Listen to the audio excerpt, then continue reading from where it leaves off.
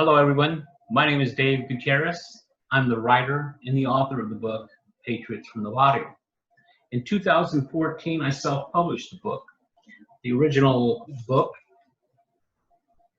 Patriots from the Barrio, is the true story of Company E in the 141st Infantry. It was the only all-Mexican-American U.S. Army unit in World War II.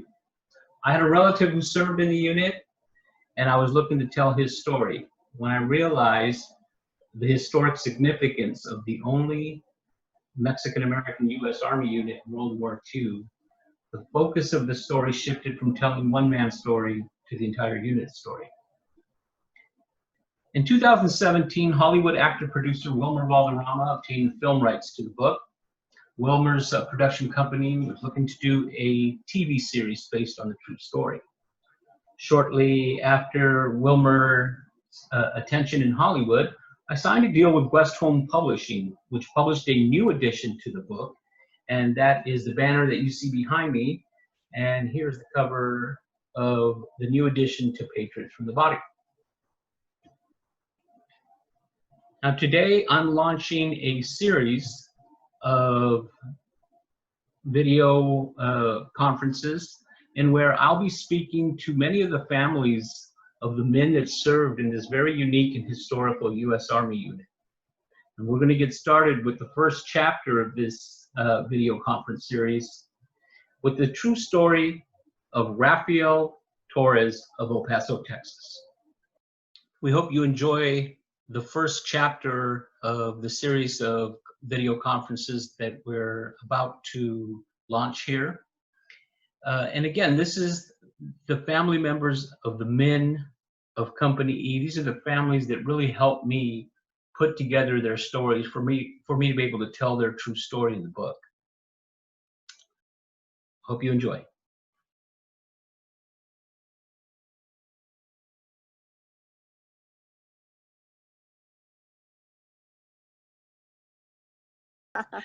Hello, well, it's so good to see your faces. Ralph, we've met. Right. So thank you for doing this. And basically what I want to do is we want to give the audience a chance, whoever gets to see this, gets to see the families of these very heroic men that served in Company E. Basically, I want to allow the audience to hear you guys in your own words about what Rafael Torres meant to you and your thoughts about Patriots from the Barrio, and first the book, and now we're launching heavily into Hollywood now with this thing. So that's basically what I want to do. I've already shot a quick intro to it, and this, by the way, this is the first one we're doing. And okay. I mean, we got to start with Rafa, right? Okay, we sure. absolutely Great. have to start with him. Well, first of all, thank you for your interest in doing this, and thank you for how hard you've worked and how hard you've pushed this. And Exactly. and I'm glad the book is out, and I guess it's out under a new publisher, and the original publisher, I guess, are quite expensive now on eBay. Yeah, they're no longer in print. That's why you see them that way. So they're no longer in print. The original self-published copy. Right. They had to stop printing it when West Home Publishing took it on, because they now have the rights for all the publishing rights to the book. So that's why you see it out there. Like, I don't know why people do that and put it out there for like $500. It's crazy. Oh, for heaven's sakes. So I want to get started and start. We only have about 30 minutes. Okay. Because I think this thing automatically turns off in 30 minutes. We'll find out. But I want to start with Sonia. Sonia, you were the link for me, and I'm so happy that it was you that was blogging about your grandfather. And that's how I was able to find you. You happen to find my blog post about Rafa. Yeah. And that's how you and I got, Dave. Yeah. So I was fortuitous that happened. happened to have something blogged about him and a picture of him. Mhm. So that was very fortuitous. Yeah. Okay, so I mean, I'm glad you and I connected. What I did was I started doing research on all of the men, and let me do a quick screen share here.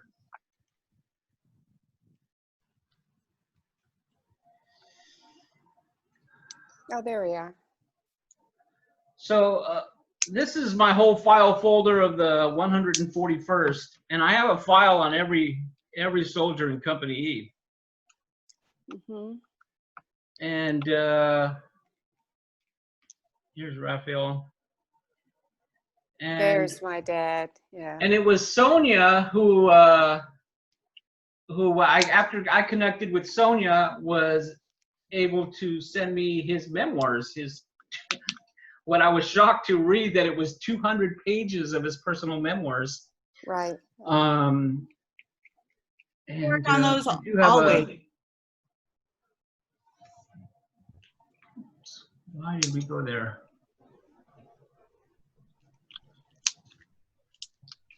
So this is Sergeant Rafael Torres, who we're talking about, and he was a squad leader and happened to be my cousin Ramon's squad leader. And for me to be able to read his own words about what was going on in the Company E in the 36th Division during World War II was remarkable. So obviously Rafael Torres is throughout the book up until of course, when he gets wounded at San Pedro, and even then we still talk a little bit about Rafa in the story. So Sonia, thank you for sending me all that information, and I was able to connect with you.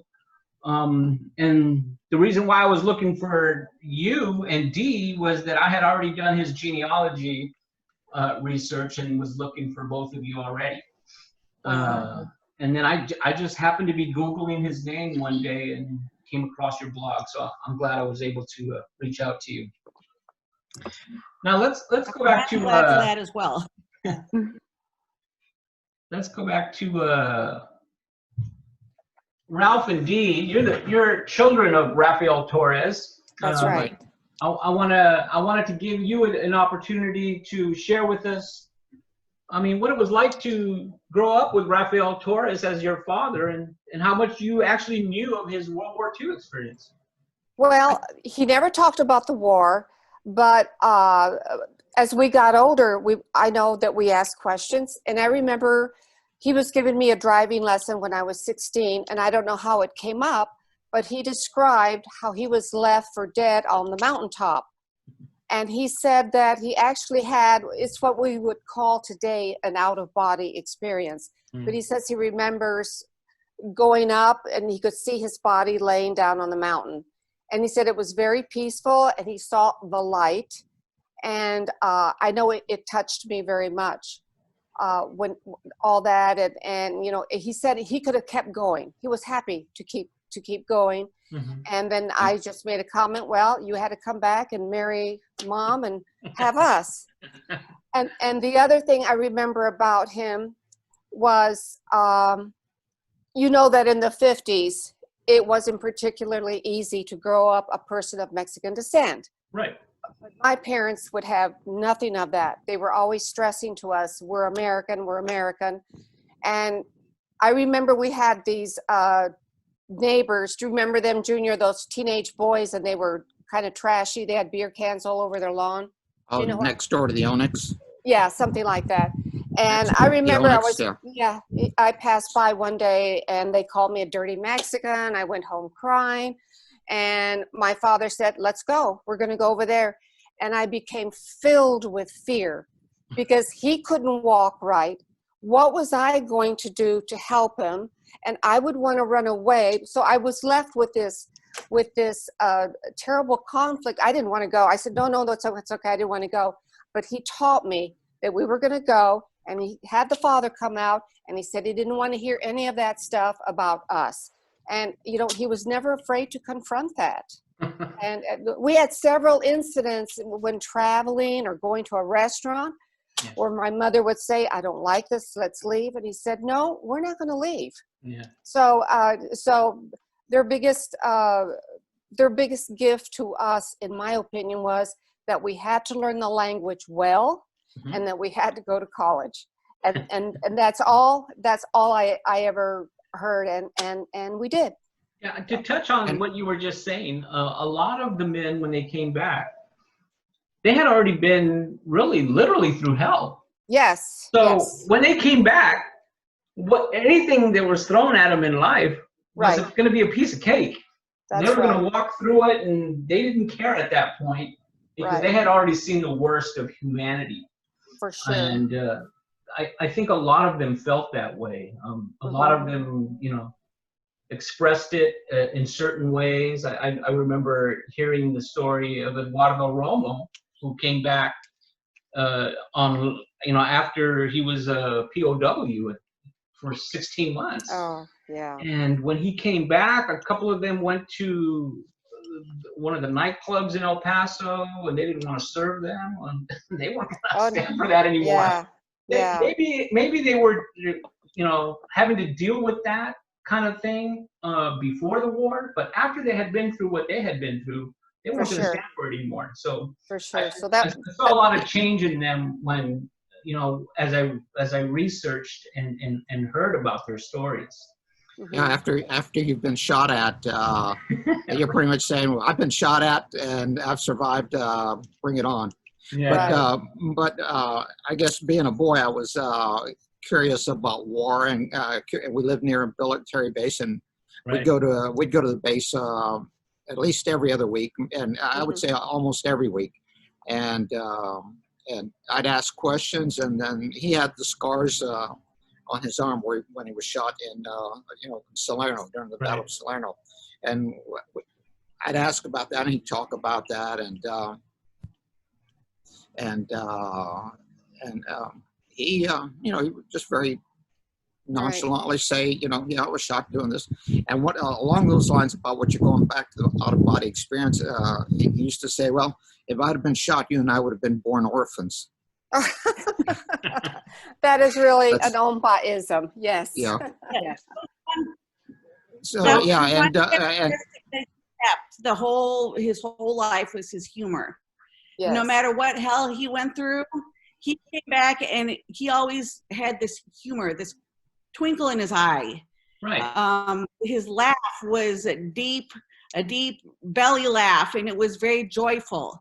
And it always surprised me after I learned what he went through that he always had this joyful humor. Yeah, and I hope I brought a little bit of his humor out in the book, because I wanted to do that. Yes, I saw it. Yes, I wanted to do that because the way, I mean, he could have easily been a writer himself. The way he phrased things, I wanted to make sure and capture a lot of his little, what I call Rafa-isms. Yes, Rafa-isms. Yes, Now, I'm surprised you picked up on that. That's great. For those who have not read the book, Rafael Torres was born in 1914 in El Paso, Texas. Had graduated from WWII High School, and had joined the Texas National Guard. So he's already a veteran. By 1940, he's already a veteran of the Texas National Guard. Right. And after Pearl Harbor and America thrust into World War II, Rafael Torres became quite a leader in that unit. And it just so happened that my cousin Ramon was attached to his squad when they landed at Salerno, Italy, along with Ricardo Palacios, Marcelino Valadez. Those four were always together, and especially during the Battle of Salerno. Now, after Salerno, when Rafael Torres was wounded, my cousin Ramon was then put into the advanced squad with Gabriel Navarrete. Okay. But Rafael Torres was shot at the Battle of Salerno, and he was fighting off German Mark IV tanks with an old Springfield rifle. and he was wounded trying to get his buddy Marcelino Valadez out of harm's way. And Rafael Torres was healed back in North Africa, and he returned back at the Battle of Mount Rotundo. Was with the unit at Mount Rotundo and was badly wounded once again during the Battle of San Pedro before coming back home. Right. So a little history for those who have not read the book about Rafael Torres. After you read everything that he's been through, what he had been through, and then to find out he came back, raised his family, and lived to be, how old was he? 95? 96, wasn't he, Ralph? I don't remember the exact age. It was in let's see, 2013. 2013. No. 2008 is when he died. Yeah, 2008. Yeah. So, but a funny story about when he was wounded the first time. He was trying to drag Marcelino out. Marcelino couldn't walk. He had some leg wounds, and my dad had arm wounds, and they started laughing, and they were saying, they were saying, you don't have legs, I don't have an arm, and then he said he discovered you can't crawl backwards. When you're training, you're always training to crawl forwards, but you can't crawl backwards.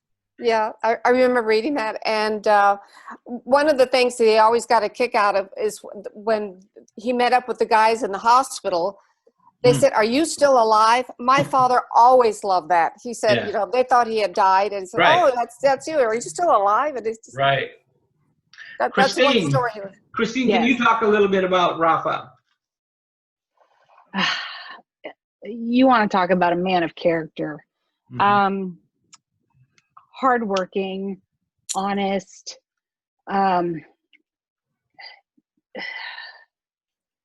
It's when we were growing up, for us, for our side, like my siblings and myself, nobody ever came out and said Ompa was a war hero, or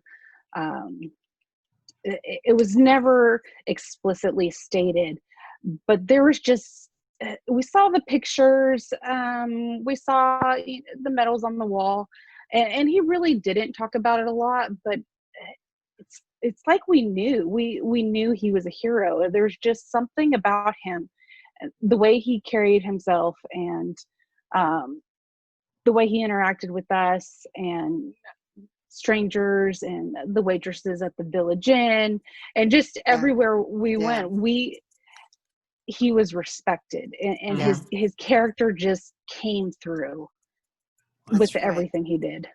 So he comes back from World War II, and he ends up in New Mexico, right? Oh. No, he went to El Paso Tech to get his GED. Okay. Did he go to? And that's when he met Oma. Well, he was working at White Missile Sands. Oh, that's why. That's That's after. long after. Yeah. That's long after. First, he started at my first recollection. He was working at Fort Bliss, and then he worked at Biggs Air Force Base, which is right next to Fort Bliss, and then they got that. He got the job at White Sands, which meant leaving the house about 5:36 a.m. and getting home about 5:30 in the afternoon. So it's about an hour drive. He carpooled he would go on the bus, or take. They had a shuttle bus that would take him from a certain part of El Paso, up to the missile range. Okay, so if you could talk a little bit, each of you, about the book after you've read the book. What did you learn about Company E that probably you didn't know at the time? Just your overall thoughts on Patriots from the Barrio as a book. Go ahead, Ralph. I might be at a little bit of a disadvantage because I got to read his memoirs. He would always be revising. He was always revising them. He would ask me, I'm the literature major. he would always ask me, well, what's the difference in this word and this other word? And I would tell him, well, this word would be better for this. I'd sit with him for hours going through the book. And even before I helped him with his memoirs, he was telling me stories about these guys. He was, and I was asking questions. He would freely tell me about these guys. Mhm. Well, so you had this crazy guy who was starting the fires in the oil cans inside the barracks. Did you guys have somebody like Klinger from MASH, one of his favorite shows? Oh, well, no, Klinger was doing that on purpose. This guy didn't know he was crazy. Yeah. This guy, he didn't know he was doing. He didn't know he was crazy. Klinger was doing that on purpose to get out of the army.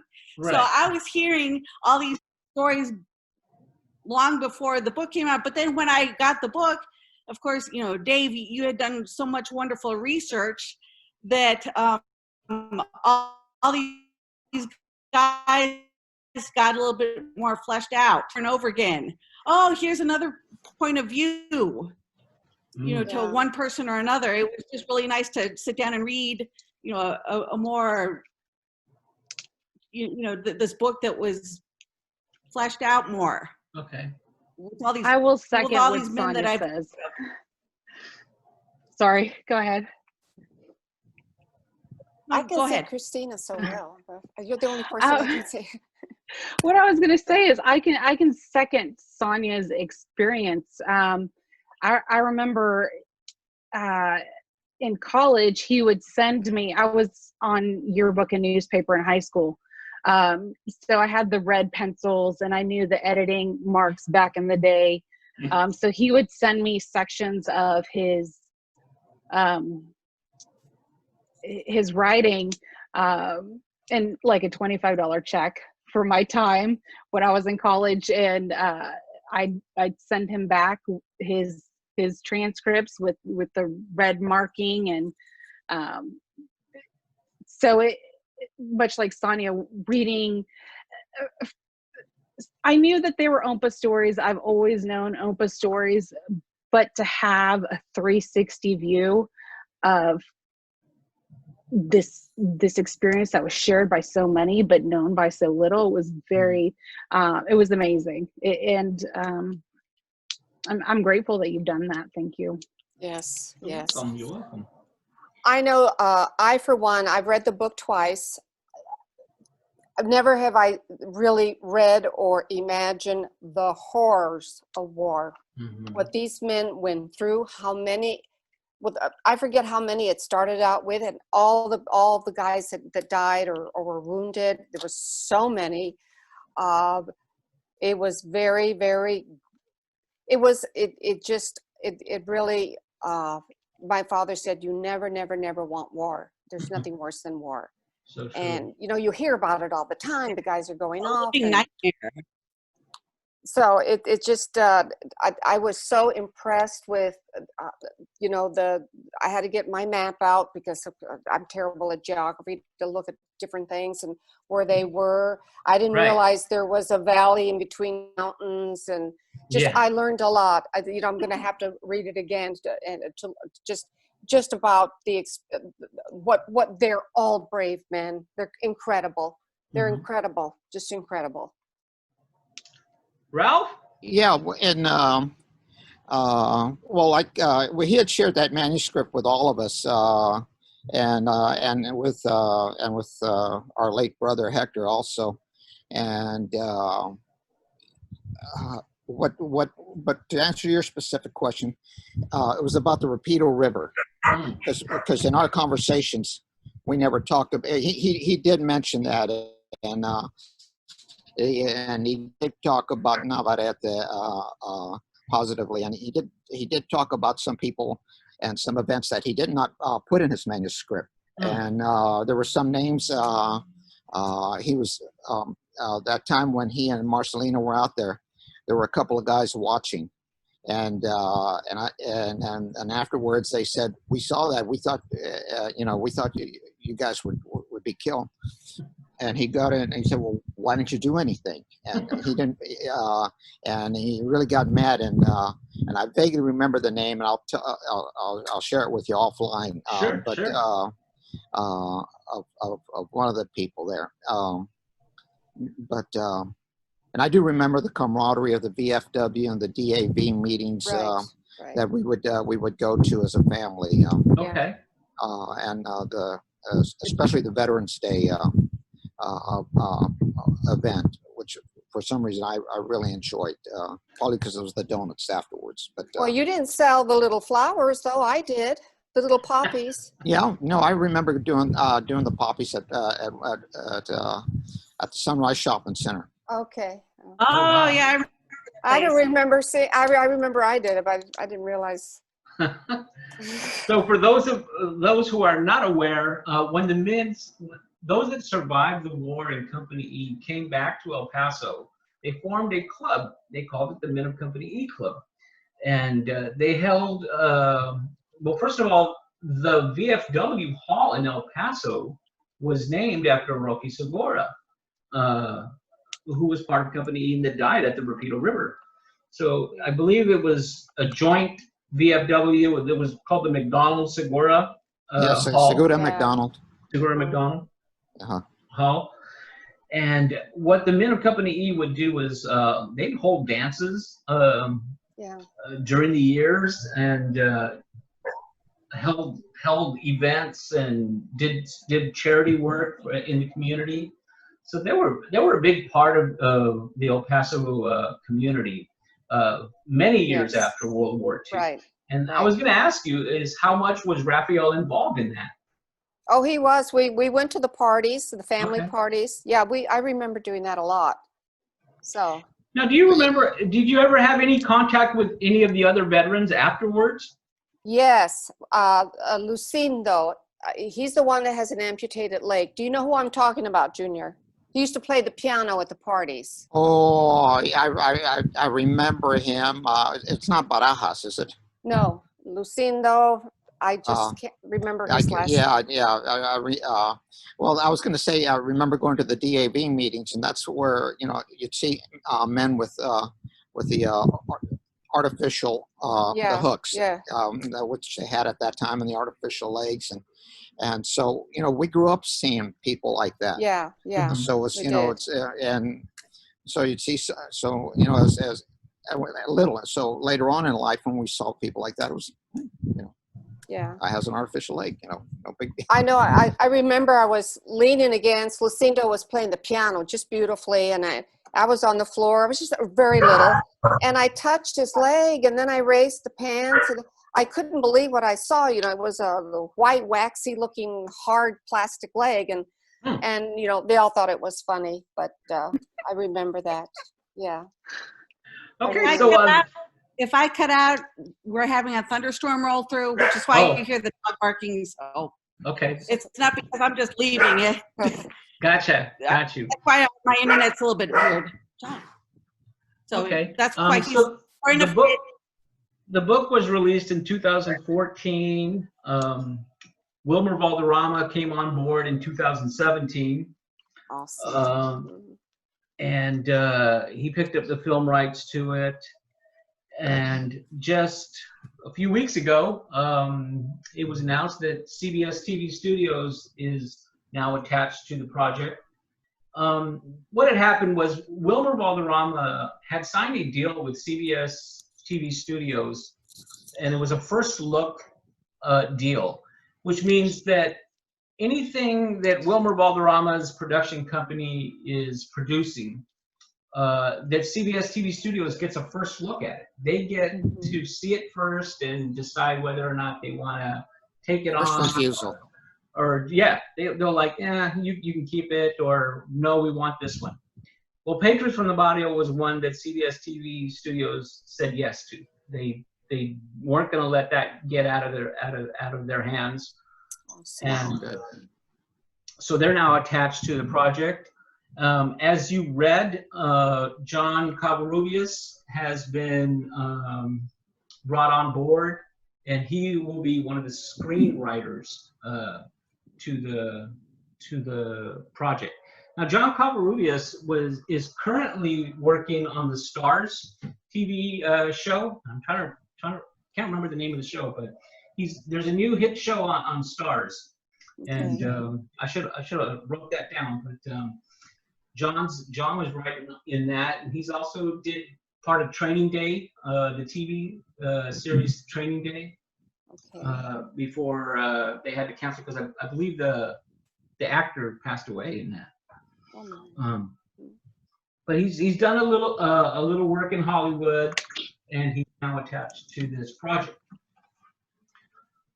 So now, what are your feelings that this could now be a TV series on your, oh gosh, moving it. OMPA. On our OMPA. Yeah. Very Sonia proud. and I have would like to be hired on. We've as already consultants, passed it. because we want to make sure OMPA-isms get fully captured. And I'm also concerned, who is El Feo? Because my father was not ugly.